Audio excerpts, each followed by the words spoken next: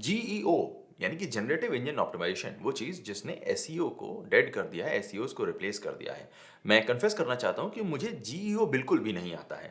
सो मैंने सोचा क्यों ना मैं इंटरनेट पर जाऊँ और जीईओ को सीखना शुरू करूँ। मैं कहता रहता हूँ कि जीईओ कुछ नहीं होता है, एसईओ ही है, लेकिन मेबी मुझे आता ही नहीं है। तो मैं इंटरनेट पर गया और मैंने जीईओ को सर्च किया, जनरेटिव इंजन ऑप्टिमाइजेशन, और मुझे एक तो एआई एसईओ का ये ब्लॉग सा दिखाई देता है, बट उसके नीचे सर्च इंजन लैंड का ये आर्टिकल है। नाउ सर्च इंजन लैंड, जिसके पास बहुत सारे राइटर्स हैं, बहुत सारे एक्सपर्ट हैं, सालों से ये हम सभी को एसईओ सिखा रहे हैं, एसईओ के बारे में बता रहे हैं, ज़रूर इनकी गाइड में जीईओ को सिखाया गया होगा अच्छे तरीके से। सो मैंने इस आर्टिकल को पढ़ा है, इसके पॉइंट्स को समझा है, और जितना भी थोड़ा बहुत मुझे एसईओ के बारे में आता है उससे कंपेयर किया है। ये कंपैरिजन मैं आपके साथ में शेयर करने जा रहा हूं, एक एक चीज जो इस गाइड में लिखी हुई है, जिसे बताया गया है कि यही करने से आपको जीईओ सीखने को मिल जाएगा, मैं इसे आपके सामने प्रेजेंट कर रहा हूं एज इट इज। आप बताइएगा कितना जीईओ है और कितना SEO. Hello everyone, I am Amit Tiwari for अमिततिवारी.net, और आज के इस वीडियो में मैं सर्च इंजन लैंड की जीईओ गाइड को पढ़ रहा हूं, सीख रहा हूं और आपके सामने प्रेजेंट कर रहा हूं, ताकि आप बता सकें कि क्या ये जीईओ है या एसईओ है।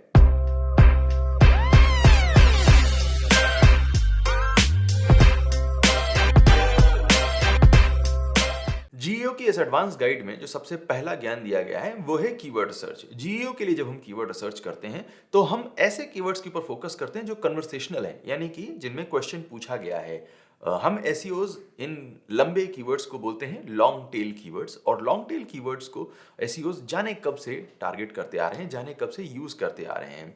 हम सभी जानते हैं कि जितने भी लॉन्ग टेल कीवर्ड्स होते हैं वो सभी के सभी एक ट्रांजैक्शनल या कमर्शियल वैल्यू के साथ में आते हैं। बिकॉज जब भी कीवर्ड छोटा होता है वो बहुत ही जेनेरिक होता है, उसके लिए बहुत ज़्यादा कंपटीशन होता है, उसके लिए बहुत ज़्यादा लोग टारगेट कर रहे होते हैं, और मोस्टली उसके बारे में इंफॉर्मेशनल आर्टिकल रैंक करते हैं। सो फॉर एग्जांपल, अगर आप कार बेचना चाहते हैं और आप कार वर्ड के लिए ही टारगेट करते हैं अपने रैंक को, तो आपके लिए रैंक करना बड़ा मुश्किल होगा। और हो सकता है कार के साथ में कोई कार की फोटो चाहता हो सकता है कोई कार किसी ने मिस टाइप कर दिया हो, क्वेरी पूरी नहीं कर पाया। लेकिन अगर कोई सर्च करता है best family car to buy under 15 lakh, तो इसका मतलब है कि वो परचेज करना चाहता है, और इस तरह का ट्रैफिक ही आपके काम का है। हम एसईओज लगभग लगभग 2009-2010 से लॉन्ग टेल क्वेरीज को टारगेट कर रहे हैं।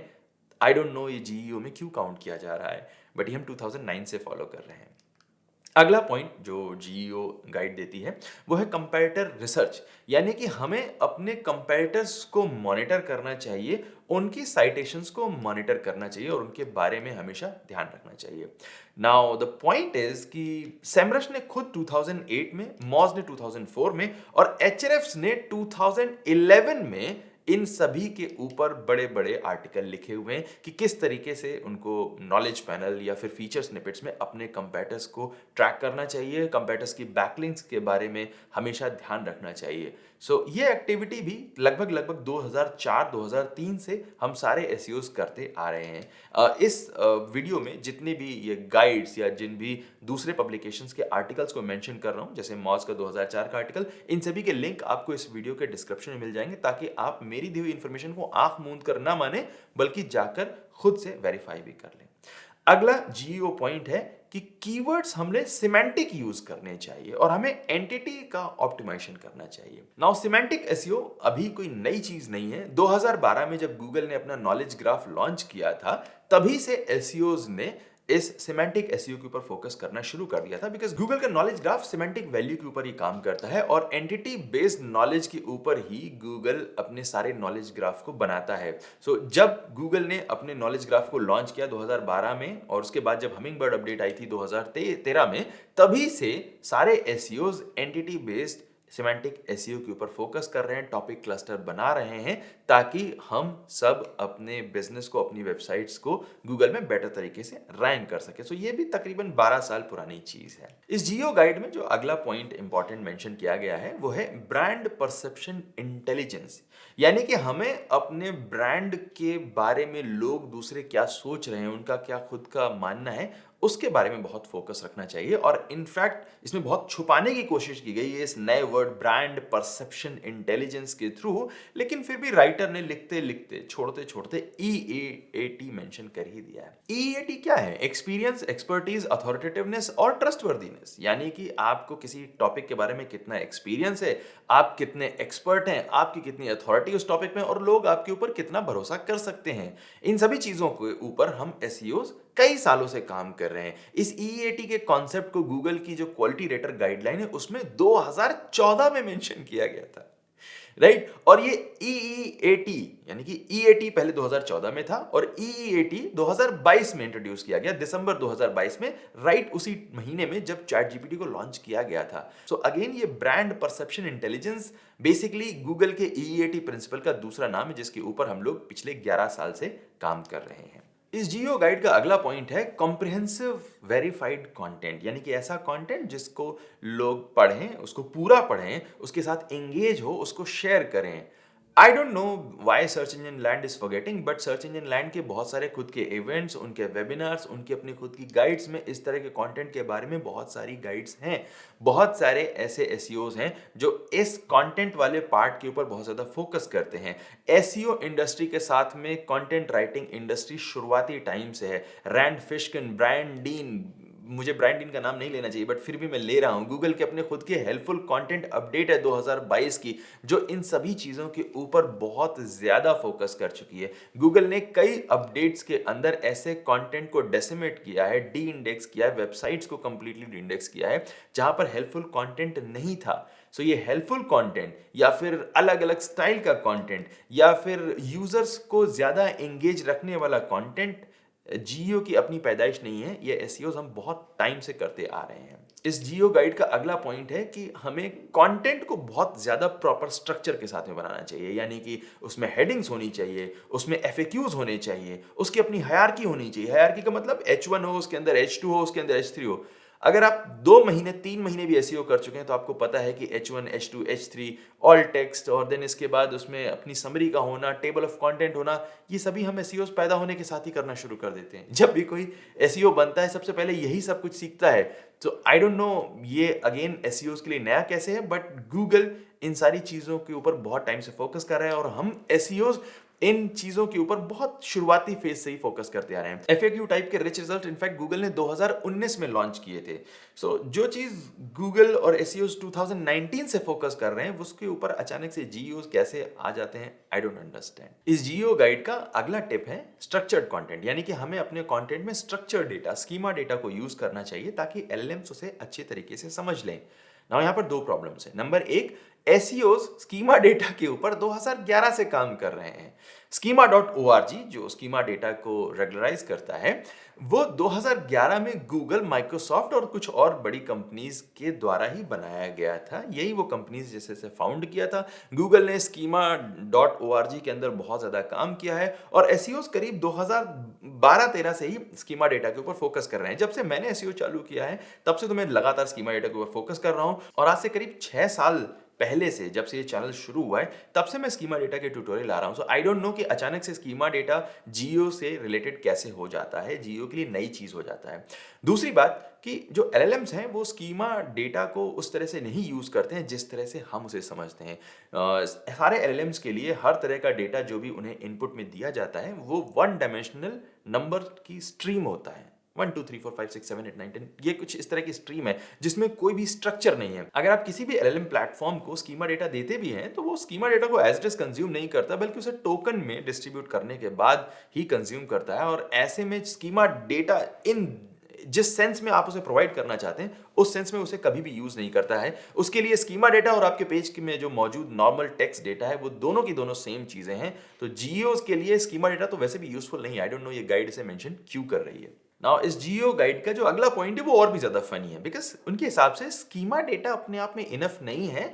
आपको वेबसाइट की स्पीड के ऊपर फोकस करना चाहिए। आपको इंश्योर करना चाहिए कि आपकी वेबसाइट मोबाइल फ्रेंडली है और आपकी वेबसाइट HTTPS को यूज कर रही है यानी कि सिक्योर है। I don't know open AI जब किसी भी वेबसाइट के कंटेंट को कंज्यूम करता है या जेमिनाई भी अगर किसी वेबसाइट के कंटेंट को कंज्यूम करता है तो क्या ये कुछ इस तरह का भेदभाव करता है कि अगर वेबसाइट सिक्योर प्लेटफॉर्म पर नहीं है तो वो कंटेंट को कंज्यूम नहीं करेंगे? आखिर ये एलएलएम प्लेटफॉर्म्स किसी भी वेबसाइट के इंफ्रास्ट्रक्चर फ्रेमवर्क को देखते कब हैं? ये तो कंटेंट को एक्सट्रैक्ट करते हैं, उसे टोकन्स में कन्वर्ट करते हैं, देन इसके बाद यूज करते हैं। वेबसाइट एसएसएल पर है या नहीं है, वेबसाइट मोबाइल फ्रेंडली है या नहीं है, वो फास्ट है या स्लो है, इससे किस एलएलएम प्लेटफॉर्म को कहां पर किस लेवल पर फर्क पड़ता है, मुझे बिल्कुल भी नहीं समझ में आ रहा है। अगर किसी और को समझ में आता है, किसी और को कोई नॉलेज है तो बताए, क्योंकि इस गाइड में कहीं पर भी नहीं दिया गया है। वेबसाइट्स के लिए जो एक स्पीड का रैंकिंग फैक्टर होना, ये तकरीबन 2015 से चालू हो चुका था। तभी गूगल ने मोबाइल फ्रेंडलीनेस के ऊपर भी बहुत ज्यादा पुश करना शुरू किया गया था और तकरीबन 2019 से गूगल एसएसएल को एक इंपॉर्टेंट रैंकिंग फैक्टर बनाकर चल रहा है। तो एसईओज के लिए मोबाइल फ्रेंडलीनेस और वेबसाइट का फास्ट होना या फिर उसका एसएसएल होना, ये बहुत पुरानी बात है, ऑलमोस्ट एक डेकेड होने जा रहा है। जीईओ गाइड का अगला नया पॉइंट है कि वेबसाइट का आर्किटेक्चर क्लियर होना चाहिए और इंटरनल लिंकिंग का स्ट्रक्चर भी सही होना चाहिए। एट दिस पॉइंट मैं थक रहा हूं अब ये बोलते बोलते कि ये सब भी हम एसईओस पिछले 10 से 12 साल से कर रहे हैं। इनफैक्ट इंटरनल लिंकिंग का जो स्ट्रक्चर है वो लगभग 2000 से इंपॉर्टेंट चल रहा है। गूगल का अपना original algorithm, page rank algorithm, जिसके ऊपर गूगल बना था कभी, वो 1998 में आया था और वो लिंक के स्ट्रक्चर को ही यूज करता है गूगल को बनाने के लिए। सो आज ये क्लेम करना कि जीईओज ही इंटरनल लिंक या एक्सटर्नल लिंक या वेबसाइट के स्ट्रक्चर को कुछ खास इजाद कर रहे हैं, I don't know why. Topic clusters in fact 2017 से मेजर एसईओ एक्टिविटी हैं, आज की नहीं, 2017 से ये मेजर एक्टिविटी है।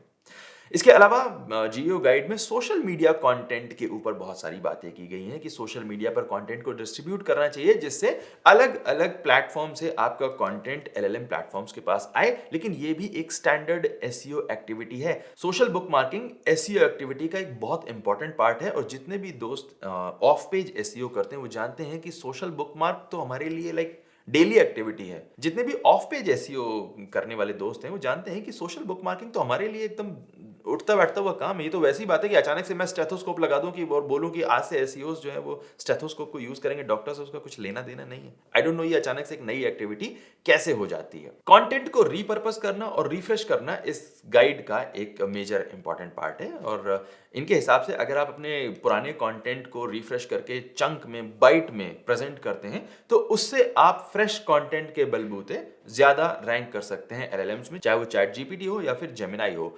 बट यहां पर दो इंपॉर्टेंट पॉइंट है। नंबर एक, कंटेंट को रीपर्पस करके उसे दूसरे प्लेटफॉर्म पर प्रेजेंट करना, पब्लिश करना, ये एक मेजर एसईओ एक्टिविटी हमेशा से रही है। हम एक ब्लॉग पोस्ट लिखते हैं, उस ब्लॉग पोस्ट के ऊपर इन्फोग्राफिक बनाते हैं, एक स्लाइड बनाते हैं, एक वीडियो बनाते हैं और उसे अलग अलग प्लेटफॉर्म पर पब्लिश करते हैं। ये बहुत पुरानी एसईओ एक्टिविटी है। इनफैक्ट गूगल ने 2011 में फ्रेशनेस अपडेट डाली थी, तब से अभी तक हम हमेशा इस फ्रेशनेस वाले पॉइंट को ना समझते हुए भी इन सारी एक्टिविटीज को करते आ रहे हैं। उसके अलावा गूगल ने भी कुछ दिन पहले ही इस बात की वार्निंग दी थी कि जब आप अपने कंटेंट को सिर्फ चंक साइज में प्रेजेंट करने के चक्कर में बहुत छोटे छोटे पीसेस में डिवाइड करते हैं तो आपके एसईओ या जीईओ जो भी है उसको बढ़ाता नहीं है बल्कि उसे और घटाता है, आपकी वेबसाइट को हार्म करता है। जीईओ गाइड में ऑल्दो ये नहीं आता है टिपिकल एसईओ जीईओ या किसी भी तरह के सर्च इंजन की एक्टिविटी के अंदर नहीं आता, लेकिन इन्फ्लुएंसर का कोलैबोरेशन या फिर डिजिटल पीआर उसको भी क्लेम करने की कोशिश की गई। But then again digital PR हो, कोलैबोरेशन हो, इन्फ्लुएंसर आउटरीच हो, ये सारी की सारी एक्टिविटीज एसईओस बहुत पहले से करते आ रहे हैं। अभी तक जितने भी पॉइंट्स मैंने बताए इसमें से कोई भी एक पॉइंट रिमोटली भी ऐसा नहीं है कि वो किसी ना किसी एसईओ एक्टिविटी से अलग हो, सारे के सारे सेम हैं। बट अभी भी लिस्ट कंप्लीट नहीं हुई, अभी कुछ और टिप्स हैं जीईओ से रिलेटेड, तो उनको भी एक बार एग्जामिन कर लेते हैं। यहां पर एक और जो टिप दिया गया है वो है एआई ओवरव्यू का रिस्पॉन्स जो आ रहा है उसको एनालाइज करना, जीईओ एक्टिविटी है। वेल, सबसे पहली बात कि एआई ओवरव्यूज गूगल के सर्च रिजल्ट्स पेज पर आते हैं, तो सर्च रिजल्ट्स पेज पर जितना भी जो भी आ रहा है वो सभी के सभी एसईओ एक्टिविटी में आ जाता है। अगर ये एआई मोड में आने वाली चीज होती तो मे बी उसे थोड़ी देर के लिए मान भी लेते, चलो वैसे भी वो भी सर्च रिजल्ट्स पेज के अंदर है क्योंकि गूगल ही प्रोवाइड कर रहा है। बट फिर भी अगर हम सिर्फ और सिर्फ सर्प की बात करें तो एआई ओवरव्यूज आते हैं सर्प के अंदर और वहां पर जो भी चेंजेस हो रहे हैं उसको ट्रैक करना ये एसईओ एक्टिविटी है। हम एसईओ फीचर स्निपेट, नीचे जो पीपल आल्सो आस्क्ड आता है उसके नीचे जो वीडियो कैरोसेल आता है या इमेज कैरोसेल आता है या शॉपिंग प्रोडक्ट आ रहे हैं या जीएमबी की लिस्टिंग आ रही है या कुछ भी आ रहा है, वो सभी कुछ हम एसईओ तभी से ट्रैक करते आ रहे हैं जब से सर्च रिजल्ट्स पेज में गूगल ने ये रिच रिजल्ट्स निकालने शुरू किए हैं। तो जीओ थोड़ा संभल के रहो, ये एक्टिविटीज हम एसईओ जाने कब से कर रहे हैं, अभी नई चीज नहीं है ये कुछ भी। अगला पॉइंट है इमेज ऑब्जेक्ट और वीडियो टाइप का स्कीमा डेटा। भाई ये स्कीमा डेटा गूगल ने ही प्रोवाइड किया है, गूगल ने ही बनाया है और हम इसे पिछले 10 सालों से ज्यादा टाइम से यूज करते आ रहे हैं। इमेज ऑब्जेक्ट हो या फिर लोकल बिजनेस टाइप का हो या फिर एफएक्यू टाइप का हो, ऑर्गेनाइजेशन हो, मेडिकल वेब पेज हो, फाउंडर हो, किसी भी टाइप का स्कीमा डेटा ऑलरेडी एसईओज यूज कर रहे हैं। मेरे खुद के इस चैनल पर कोर्स की आउटलाइन वाले स्कीमा डेटा के बारे में भी दिया गया है video, so please go watch them. अगर आप नहीं देख पा रहे हो तो मैं इंग्लिश में सबटाइटल डाल देता हूं, उसे देख लो। अगला जीईओ नॉलेज पॉइंट है यूजीसी को यूज करना और हैशटैग को यूज करना। सारे लोकल एसईओज जानते हैं, करीब आज से 4 साल पहले मैंने वीडियो किया था जिसमें मैंने बताया था कि अगर आप लोकल एसईओ में रैंक करना चाहते हैं अपने कंटेंट में आपको हैशटैग यूज करना चाहिए, बिकॉज गूगल हैशटैग्स को प्रेफरेंस देता है, हैशटैग्स के बेस पर आपकी लिस्टिंग को ज्यादा प्रमोट करता है। ये लोकल एसईओ 101 है जो आज से 4 साल पहले मैं बता चुका हूं। यूजीसी यानी कि यूजर जनरेटेड कंटेंट, यानी कि अपने ब्लॉग पोस्ट पर एंगेजमेंट को लाना, लोग कमेंट करेंगे आपके ब्लॉग के ऊपर तो उस ब्लॉग पर जो लोगों का यूजर्स का ड्वेल टाइम है वो बढ़ेगा, एंगेजमेंट सिग्नल गूगल को मिलेगा और गूगल आपके ब्लॉग को ज्यादा रैंक करेगा। रिव्यूज, कम्युनिटी वाला कंटेंट, फोरम वाला कंटेंट, ये सभी कुछ पिछले 12-14 साल से सारे एसईओज यूज कर रहे हैं, कोई नई चीज नहीं है। अगला पॉइंट जो जीईओ एक्सपर्ट क्लेम करना चाहते हैं, ये गाइड आपको बताना चाहती है कि आपको अपनी ब्रांड की जो प्रेजेंस है वो सारे प्लेटफॉर्म्स पर कंसिस्टेंट रखनी चाहिए। कोई ऐसा भी ब्रांड है जिसका एक लोगो आता है इंस्टाग्राम पर, दूसरा लोगो दिखाई देता है ट्विटर पर, तीसरा लोगो दिखाई देता है उसकी वेबसाइट? कोई ऐसा ब्रांड है जिसके अलग अलग लोगो भी दिखाई दे रहे हैं? कोई ऐसा भी ब्रांड है जिसका इंस्टाग्राम पर अलग ब्रांड नेम दिया हुआ है, उसकी वेबसाइट पर अलग ब्रांड नेम है और ट्विटर पर अलग ब्रांड नेम है? हर ब्रांड यही तो करता है कि वो चाहे जिस प्लेटफॉर्म पर जाए उसकी आइडेंटिटी सेम रहती है, उसका नाम सेम रहता है, उसका फोन नंबर सेम रहता है, उसका एड्रेस सेम रहता है, उसका ब्रांड कलर सेम रहता है, उसका फॉन्ट सेम रहता है। ये कौन सी नई चीज है? ये तो अब आप मार्केटिंग को भी क्लेम करना चाहते हो। कल को आप क्लेम करोगे कि लोगों की जो दवा दारू की जाती है वो भी सिर्फ जीईओ ही करते हैं, इससे पहले डॉक्टर्स नहीं होते थे। किस टाइप का वहम है? I don't know. पता नहीं ये गाइड लिखने वाला अभी अभी नया मार्केटिंग में है या दुनिया में नया है। एसईओ में तो ये है ही नहीं, बट ये मार्केटिंग और दुनिया में भी नया है, इसके ऊपर भी डाउट हो रहा है। इस पूरी जीईओ गाइड में सिर्फ 2 पॉइंट ऐसे हैं जिसको हम एसईओ चैट जीपीटी के या एलएलएम असिस्टेंट के आने के पहले से नहीं कर रहे थे। उनमें से पहला है इन चैटबॉट वाले प्लेटफॉर्म्स पर जो भी ब्रांड को मेंशन किया जा रहा है उसको नोटिस करना, देखना कि वो किस तरीके से मेंशन कर रहे हैं और कितनी बार मेंशन कर रहे हैं, इसको ट्रैक करना। लेकिन ये तो वही बात हुई ना कि अभी जो प्लेटफॉर्म आया ही नहीं है उस पर आप कितनी एक्टिविटी कर रहे थे, हमें काउंट करके बताओ। आप समझिए कि जब चैटबॉट आया ही नहीं है तो उस पर एसईओ कोई भी एक्टिविटी नहीं कर रहे थे, कोई प्लेटफॉर्म आया है उसके बाद हम उस पर करने लगे। अब अगर इसे आप ये काउंट करना चाहते हैं कि भाई एसईओज ये चीज नहीं कर रहे थे लेकिन हम जीईओज कर रहे हैं इसीलिए हमारा नया प्रोफेशन बना दिया जाए, तो फिर आप ये 2 चीजें ही करो और उसी को जीईओ में काउंट करो। जो एसईओ वाली एक्टिविटीज हैं उनको दूर कर दो। आपके खुद के 20 पॉइंट में से 2 पॉइंट ऐसे हैं जिन्हें हम एसईओज नहीं कर रहे थे और वो इसलिए नहीं कर रहे थे क्योंकि उससे पहले प्लेटफॉर्म एग्जिस्ट ही नहीं कर रहे थे। राइट? जब अंडा आएगा तभी उसके आगे मुर्गी का स्कोप बनेगा। तो आई होप कि इस जीओ गाइड में आप कुछ नया ढूंढ पाए, आपको हो सकता है कुछ ऐसे पॉइंट मिल जाएं जो हम एसईओज चैटबॉट के आने के पहले से नहीं कर रहे थे। मेरे हिसाब से इस 20 पॉइंट की गाइड में 18 पॉइंट ऐसे हैं जो हम हमेशा से करते आ रहे हैं, कुछ पॉइंट ऐसे हैं जो हम 10 साल से कर रहे हैं, कुछ 5 साल से कर रहे हैं, कुछ 15 साल से कर रहे हैं, कुछ तो गूगल के पैदा होने के साथ से कर रहे हैं या उसके पहले से, लेकिन हम कर रहे हैं सारी की सारी एक्टिविटीज। 2 पॉइंट ऐसे हैं जो इन चैटबॉट के आने से रिलेटेड है, इसीलिए हम पहले नहीं कर रहे थे और हम इनसे ज्यादा अच्छे तरीके से कर रहे हैं। आपका इस पूरी गाइड के बारे में क्या मानना है? आपको कोई और दूसरी अगर अच्छी गाइड मिली हो, यूनिक जीईओ गाइड मिली हो तो मुझे बताएं ताकि मैं भी पढ़ के जीईओ सीख लूं। जब तक मैं नहीं सीख पा रहा हूं तब तक मैं एसईओ करता रहूंगा और आपको भी सुनाता रहूंगा। मिलते हैं अगले वीडियो में, तब तक के लिए keep learning, keep practising and keep attending all of the classes and keep busting these geo myths. My name is Amit Tiwari for amittiwari.net and I will see you next time. Take care.